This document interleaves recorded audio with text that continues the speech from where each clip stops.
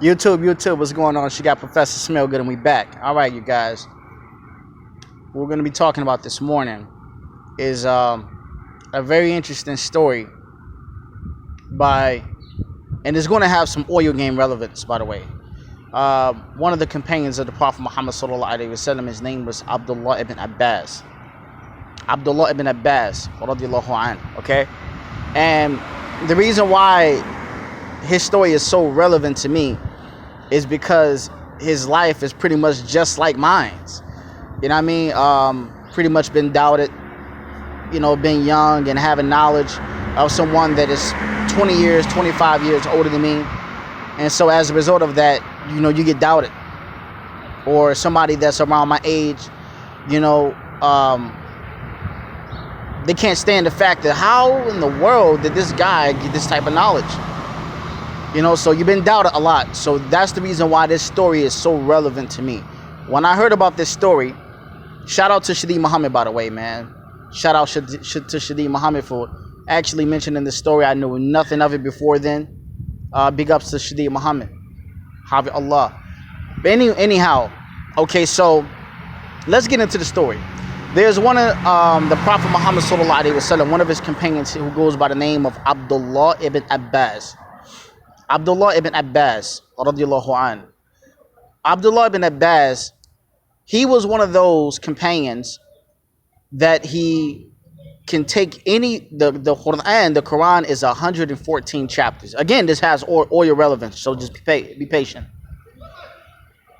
114 chapters, he can take any chapter from the Quran and he can explain it and he can tell you exactly what this verse is applying.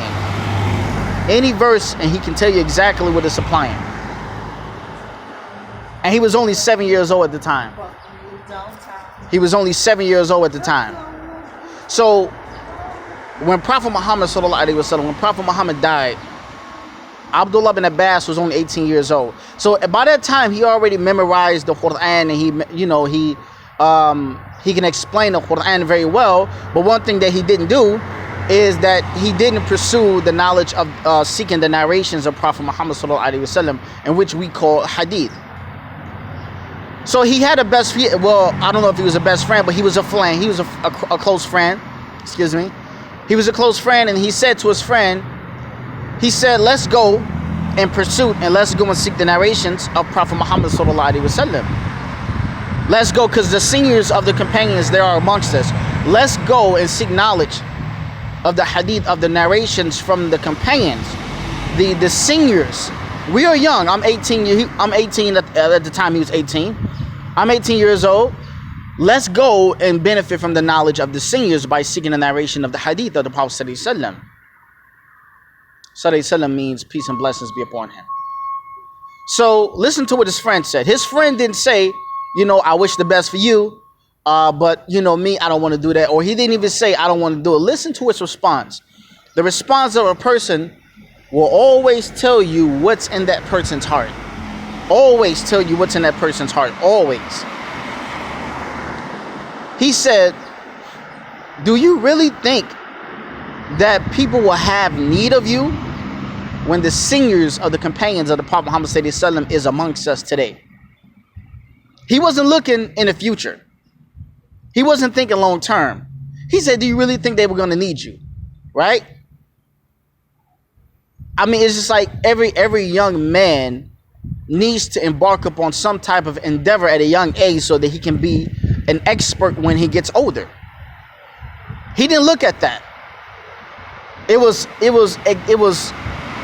instant criticism right away. Do you really think that people would need you? I mean, that was a really, really hard blow to somebody that got passion. I'm not talking about somebody that don't have a passion. They're not trying to follow up on their dreams, right? We're talking about somebody like Abdullah ibn Abbas, who was young and who was zealous and who had passion.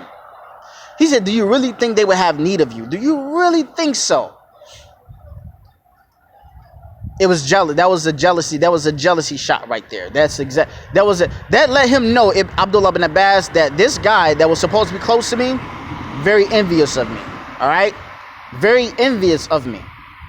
It's a very direct sign Very telltale sign. So he said, do you really think they would have need of you? Ibn Abbas, listen to what he did. Abdullah ibn Abbas, he said, when he said that, I abandoned him. Smart guy at a young age. Smart guy. He didn't need any further explanations. This is, you got to understand, Abdullah ibn Abbas, this is the one that he knows exactly. He can take a verse in the Quran and he knows exactly what it means. So that verse in the Quran, min shari waswasuka nas alladhi yuwaswisu fi sururin nas min al-jannati wa nas, which those verses talks about jealousy, to seek refuge and the one, the envious person when he envies others. Okay, you think that he did not know what that meant? He knew exactly what that meant. That's why he didn't need a further explanation from this guy that he thought it was a friend, thought he was his friend. So he said, I abandoned him. I abandoned him. I stayed my distance from him. And let me just let you know how relevant that is, because when you are young and you're doing something and you're passionate, people don't see what you see. That's the reason why they judge the way they judge. They don't see what you see.